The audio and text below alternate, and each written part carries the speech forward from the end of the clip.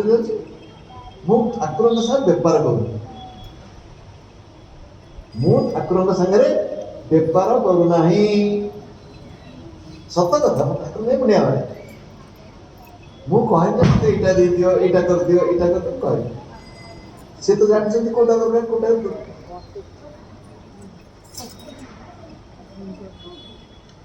ଆଶୁତୋଷର ଅର୍ଥ କଣ?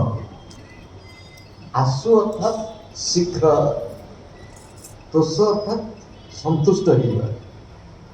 ଅଳ୍ପକରେ ସନ୍ତୁଷ୍ଟ ହେଇଯାନ୍ତି ଶିବ, ତେଣୁ ତାଙ୍କ ନାଁ ଆଶୁତୋଷ। କର୍ମ ଏବଂ ଅକର୍ମର ତତ୍ତ୍ୱ କଣ?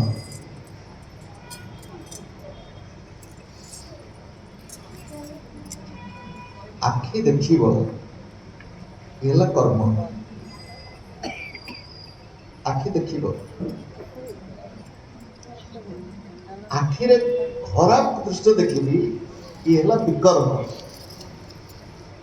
ବିକୃତ କର୍ମ।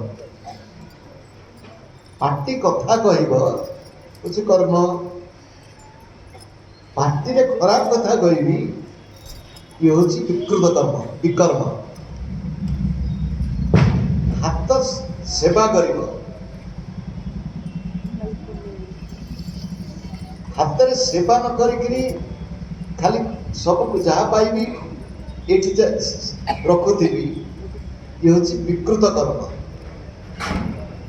କର୍ମ ଆଉ ବିକୃତ କର୍ମ, ବିକର୍ମ ବୁଝିଗଲା। କର୍ମ ଯଦି ଭଗବତମୁଖୀ ହେଲା, ଅନ୍ୟର ମଙ୍ଗଳମୁଖୀ ହେଲା, ସେ କର୍ମ ମୁକ୍ତି ଦବ ଏବଂ ତାହା ହଉଛି ଅକର୍ମ।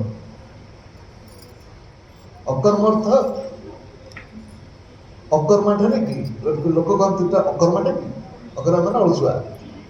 ଅକର୍ମ ମାନେ ଆଳସ୍ୟ ପରାୟଣତା ବା କର୍ମହୀନତା ନୁହଁ। ବିକୃତ କର୍ମରୁ ମୁକ୍ତ ହେଇ ସତ୍କର୍ମ ଅଭିମୁଖୀ ହବା ହଉଛି ଅକର୍ମ।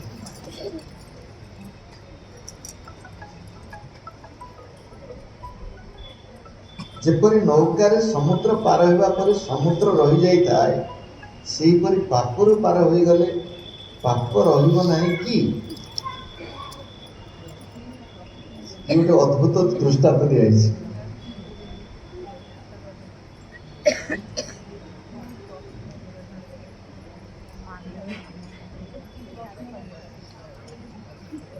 ସମୁଦ୍ର ପାର ହେବ ନୌକା ଦରକାର, ପାପରୁ ପାର ହବ, ନୌକା କଣ ପାପ ସାଙ୍ଗରେ ତୁଳନା କରେ? ଯିଏ ପ୍ରଶ୍ନ ପଚାରେ ତା ମୁଣ୍ଡ ବଳ। ନୌକା ଦ୍ୱାରା ସମୁଦ୍ର ପାର ହଉ, ନୌକା ସମୁଦ୍ର ପାର ହେବା ପାଇଁ ଗୋଟେ ମାଧ୍ୟମ। ପାପ ପଙ୍କରୁ ପାର ହେବା ପାଇଁ ମାଧ୍ୟମ ଦରକାର। ଆଉ ସମୁଦ୍ର ସାଙ୍ଗରେ ପାପକୁ ତୁଳନା କରିବନି। ପୁଣି ପାପକୁ ଯଦି ସମୁଦ୍ର ବୋଲି କହିଲ, ପାପ ରୂପ ସମୁଦ୍ର ଭିତରେ ପଡ଼ିଯାଇଛି। ମୁଁ ଥରେ ଉଦ୍ଧାର ହେଲି, ସମୁଦ୍ର ରହିଲା କି ନ ରହିଲା ପାପ ମୋର କଣ ଅଛି? ମତେ ପାଇଖାନା ଲାଗୁଥିଲା, ପାଇଖାନା ଯାଇକିରି ମାନେ ଖୁବ୍ ଜୋର ଲାଗୁଥିଲା, ପାଇଖାନା ଯାଇ ସଫା ହେଇକିରି ଆସି ସାରିଲିଣି। ମୋର ସବୁ ପାଇଖାନା ବିଷୟ ଚିନ୍ତା କରିବାର ଅଛି? ତୋ ମୁଣ୍ଡରେ କାହିଁକି ଏତେ ଚିନ୍ତା ପଡୁଛି ପାପ ରହିଲା କି ନାହିଁ?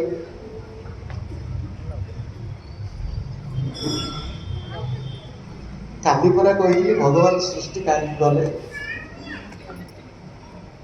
ବୃହତ୍ ଆରଣ୍ୟକ ଉପନିଷଦର ମନ୍ତ୍ର ଉଦ୍ଧାର କରି କହିଥିଲି, ଏକାକୀ ନ ରମତେ। ସେ ଏକୁଟିଆ ଭଲ ଲାଗୁଥିଲା। ତମେ ଭାବୁନ ଘରେ ତମେ ଏକୁଟିଆ ଥିଲେ ଭଲ ଲାଗେ? ଭଗବାନ ଚାହାନ୍ତି, ଶୁଣ ଏଇଠି କୋଉଠି ଭୁଲ ହେଇଯାଉଛି ଆମମାନଙ୍କର। ଭଗବାନ ଚାହାନ୍ତି ଆମ ସାଙ୍ଗେ ଖେଳିବା ପାଇଁ, ଆମେ କିନ୍ତୁ ଚାହୁଁ, ଆମେ ଚାହୁଁଛୁ କଣ୍ଢେଇ ଧରିକି ଖେଳିବୁ। ଭଗବାନଙ୍କ ସାଙ୍ଗେ ନୁହଁ। ଭଗବାନ ଚାହାନ୍ତି ଆମେ ତାଙ୍କ ଆଡକୁ ଚାହୁଁ, ଆମେ କିନ୍ତୁ ସଂସାର ଆଡକୁ ଚାହିଁବୁ।